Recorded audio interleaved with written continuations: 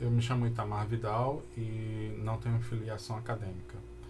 Vou falar de um trabalho que foi publicado recentemente na revista Óptica, na, que é da Optical Society of America, um trabalho realizado no Instituto Weizmann em Israel.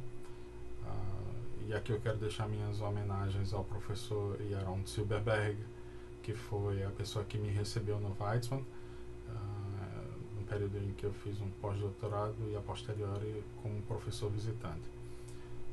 Bem, o trabalho consiste na geração de rogue waves utilizando padrões de espalhamento chamados não markovianos, padrões aleatórios não markovianos.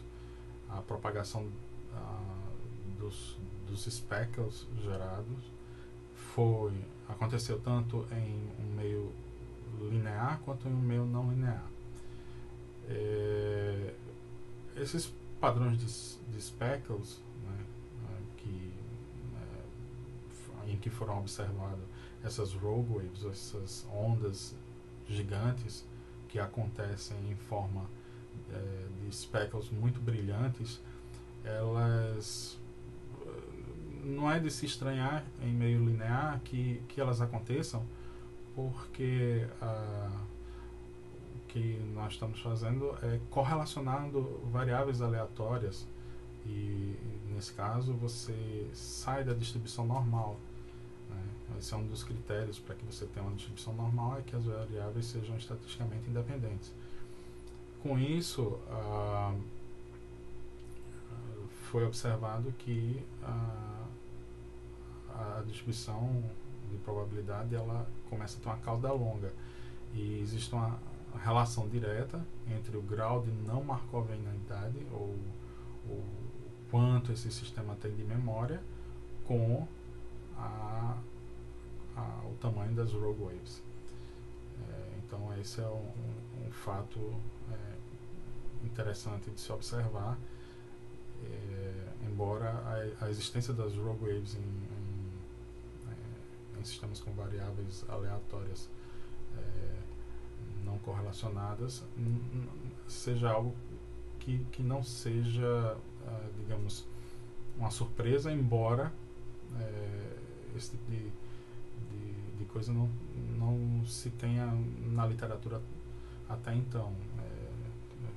Foi basicamente publicado também, se não me engano, esses dias, uma Nature do professor Mordecai Segev no Technion, abordando esse assunto, a qual eu também deixo um agradecimento, porque o trabalho também foi em cooperação com um estudante do grupo do professor Mordecai Segev, que nos deixou por um tempo com uma amostra para fazermos o trabalho. E essas rogue waves, elas se manifestam em forma de speckles, padrões de speckles, que normalmente quando você coloca uma luz laser em uma superfície espalhadora, você observa esse monte de pontinho, mas esses pontinhos eles têm uma distribuição de intensidade que tipicamente elas obedecem a uma distribuição estatística chamada distribuição de Rayleigh. Quando você começa a correlacionar as variáveis, aí você começa a observar que a distribuição de Rayleigh já não é mais obedecida, e é possível observar esses speckles bem mais intensos. Esse é uma parte do trabalho. Então, observamos na propagação linear, utilizando esses padrões de speckles não markovianos, a produção dessas rogue waves, e uma relação direta entre a quantidade de memória, o grau de não markovianidade, e o tamanho dos speckles dessas rogue waves geradas. Uma outra coisa que fizemos foi observar a forma funcional dessa função de distribuição. Então, o que acontece é que a distribuição de probabilidade ela foi uma surpresa porque na propagação linear, porque ela foi muito parecida com as rogue waves geradas, a forma funcional muito bem semelhante às que são geradas tipicamente dentro de meios não lineares, por um fenômeno conhecido como instabilidade modulacional. Com isso, no momento ficava a pergunta, então a instabilidade modulacional, ela por si só, ela é um modo de você gerar a correlação entre as flutuações, um padrão não markoviano e tal. Então o que nós decidimos foi o seguinte, foi utilizar os padrões de Speckle gerados